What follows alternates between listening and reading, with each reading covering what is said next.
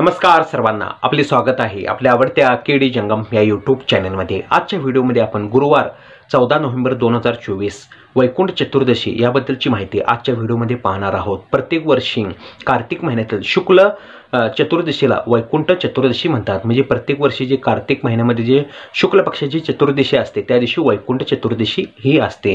वैकुंठ चतुर्दशी या दिवशी चातुर्मासाची समाप्ती होत असते। म्हणजे चातुर्मासामध्ये श्री विष्णू हे शेषेवर 4 महिने हे झोपलेले असतात। त्यावेळी पूर्ण विश्वाचा कारभार हा शंभू महादेवांच्याकडे म्हणजे शंकरांच्याकडे ते असतो। व ज्या दिवशी चातुर्मासाची समाप्ती होते म्हणजे वैकुंठ चतुर्दशीला मासाची समाप्ती होते त्या दिवशी भगवान शंकर हे श्री विष्णूंना भेटायला येतात व विश्वाचा जो कारभार त्याने सांभाळलेला असतो ते विश्वाची पूर्ण जबाबदारी हे परत श्री विष्णूंच्याकडे ते देतात। म्हणजे त्या दिवशी हरिहर म्हणजे श्री विष्णू व भगवान शंकरांची या दिवशी भेट होते। व वैकुंठ चतुर्दशी असते या दिवशी श्री विष्णूंची तुळस वाहून या दिवशी पूजा केली जाते। व त्यानंतर तुळस वाहिल्यानंतर त्यानंतर भगवान शंकरांची ही पूजा त्याच दिवशी बेल वाहून त्याच दिवशी केली जाते। म्हणजे पहिल्यांदा ही श्री विष्णूंची तुळस वाहून पूजा केली जाते व त्यानंतर भगवान शंकर म्हणजे भगवान महादेवांची ही बेल वाहून या दिवशी पूजा केली जाते।